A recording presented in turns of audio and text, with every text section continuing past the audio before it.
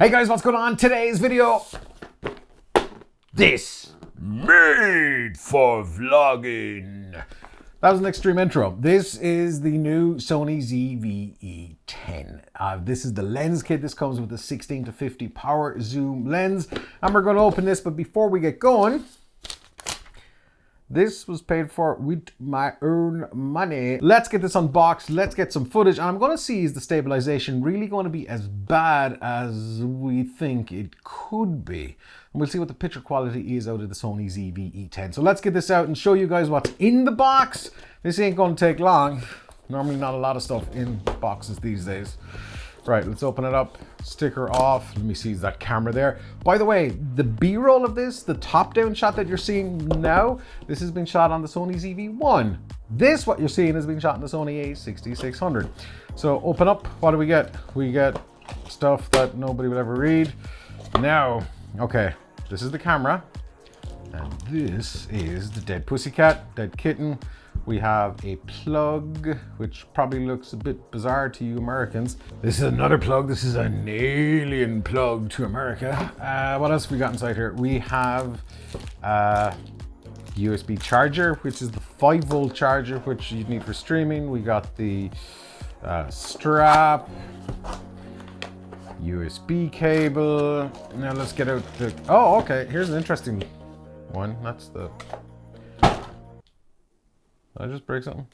That's the box. So the lens, surprisingly, actually comes on the camera. And gotta say, this is, just let me hold it up to the camera. This feels really good. The grip here, while not as big as I'd like, it's not bad. Okay, battery is in. This is the lens. So if we look at the lens, there is slight problem with the kit lens that comes with it. And basically the optics, the glass that you can see here, that's very like, that needs a UV filter, but we'll get into that just to protect it. Either way, let's get this on. We've got the on and off switch up here. The lens pops out, we're in. Let's set this up. And this is the actual camera. So first impressions, just before we get into some stabilization tests, because that's the big pain point for a lot of people for a camera that's geared to vlogging here out and about. I gotta say, before we get to that, I really like the feel of this camera.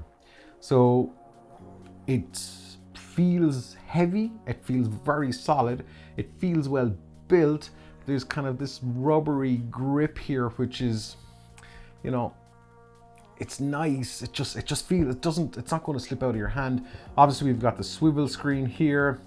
We have our on and off button up here.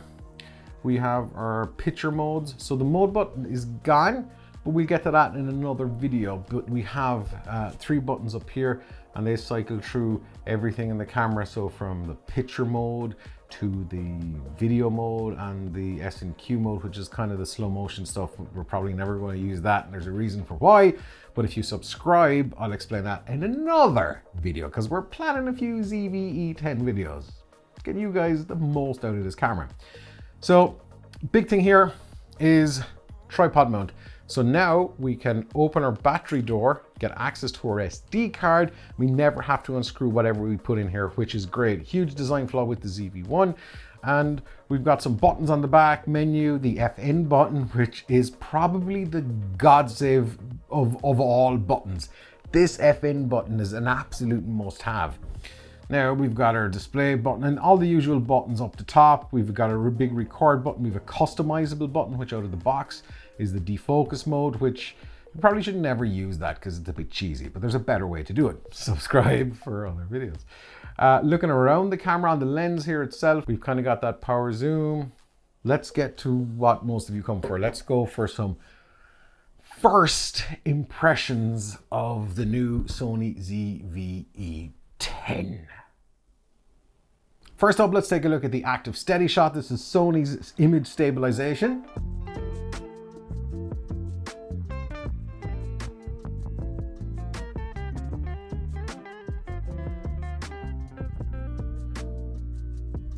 Next up is the standard Steady Shot.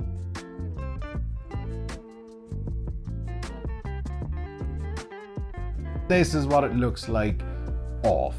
So I think it's probably clear to see which one is kind of usable and which one really isn't. Now, if you did want to use the standard stabilization or indeed have the stabilization off, you get a wider field of view because that active steady shot gives a 1.4 crop, which is huge. But as long as the camera isn't moving, if it's locked off on a tripod, then turn off that stabilization and you're good to get a wider field of view. Now, let's take a listen to the audio side, and this is from the inbuilt mic on the Sony ZVE 10. This has got the wind muff on. The audio levels are set to default, which is 26. Haven't adjusted them at all. And this is what it sounds like with the wind muff on. And there's a little bit of wind coming this way.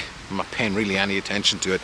Let's take off the wind muff. And this is the wind muff off. So you tell me in the comments, is there a difference using the wind muff or not? I'm going to rock on to some just B-roll. We're talking 120p. We're not looking at the S&Q modes, not in this video, but we're looking at a first impression of Sony's 120p, which is 1920 by 1080, and it's 100 megabits per second. In fact, that's the highest bit rate the camera goes to, 100 megabits per second, and basically the more bit rates, then technically the better the image looks. When we wake,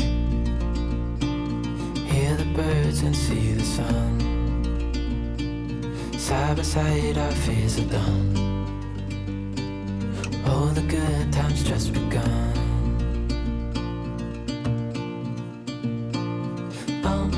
We know what we have, let's hold on tight.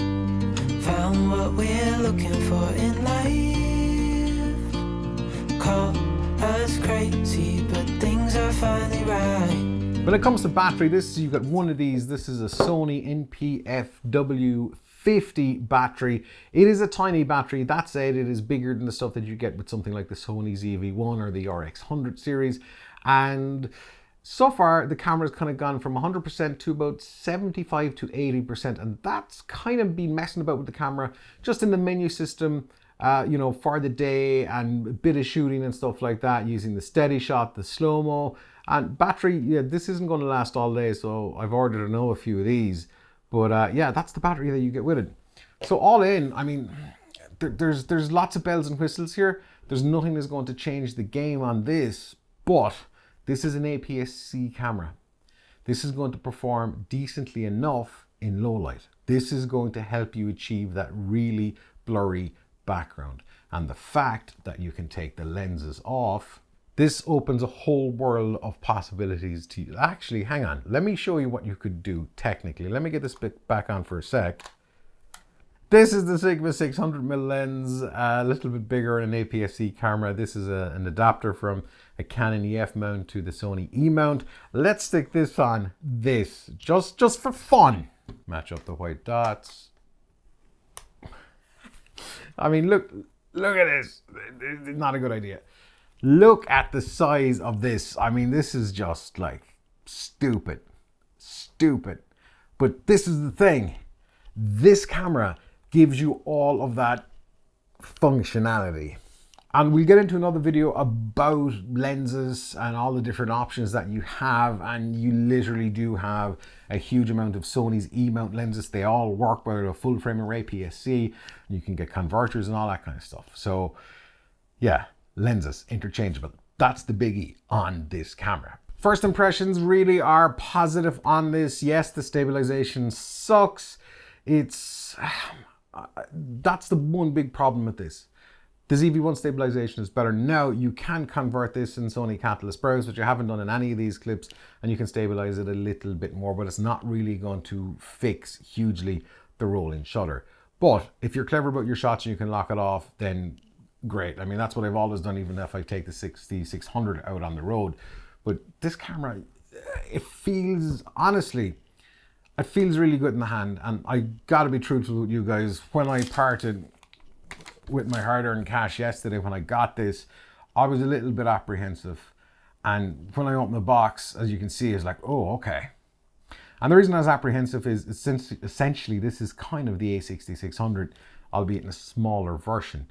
Now, will this become the perfect travel camera compared to the Sony ZV-1? I'm not sure. If you're using a lens at this size, then this is a serious contender.